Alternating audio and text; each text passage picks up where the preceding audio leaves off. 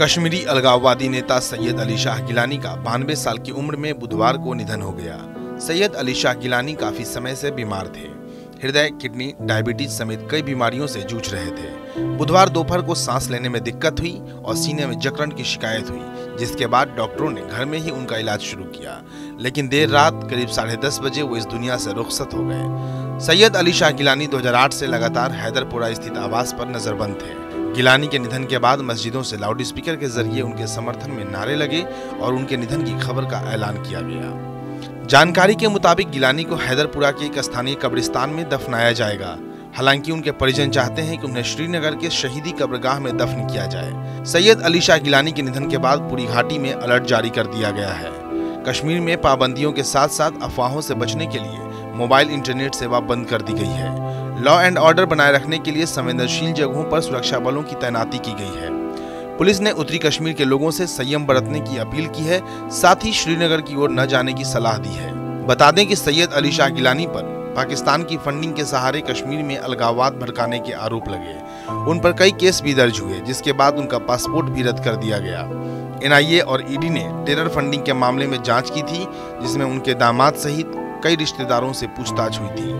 सैयद अली शाह गिलानी का जन्म 29 सितंबर 1929 में जम्मू कश्मीर के सोपोर जनपद के दुरू गांव में हुआ था।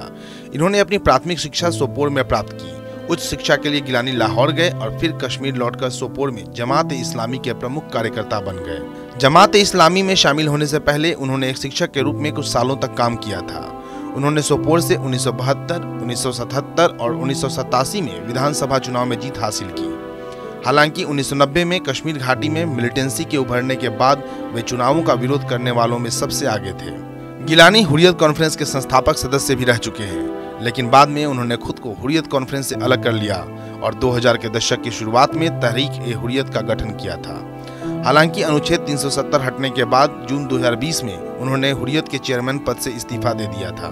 गिलानी के निधन पर घाटी के कई नेताओं ने दुख जताया है। जम्मू कश्मीर की पूर्व मुख्यमंत्री महबूबा मुफ्ती ने अपने ट्वीट में लिखा, गिलानी साहब के निधन की खबर से दुखी हूँ। हम ज्यादातर बातों पर सहमत नहीं हो सकते हैं, लेकिन मैं उनकी दृढ़ता और उनके विश्वासों के साथ खड़े होने के लिए उनका सम्मान करती हूँ। अल्लाह ताला उन्हें जन्नत अता करे और उनके परिवार को इस दुख को सहने की शक्ति प्रदान करे। बहरहाल इस खबर पे आपकी क्या प्रतिक्रिया है, कमेंट करके जरूर बताएं। साथ ही देश दुनिया की दूसरी तमाम खबरों के लिए हमारे डिजिटल प्लेटफॉर्म TV9 भारतवर्ष को सब्सक्राइब करें।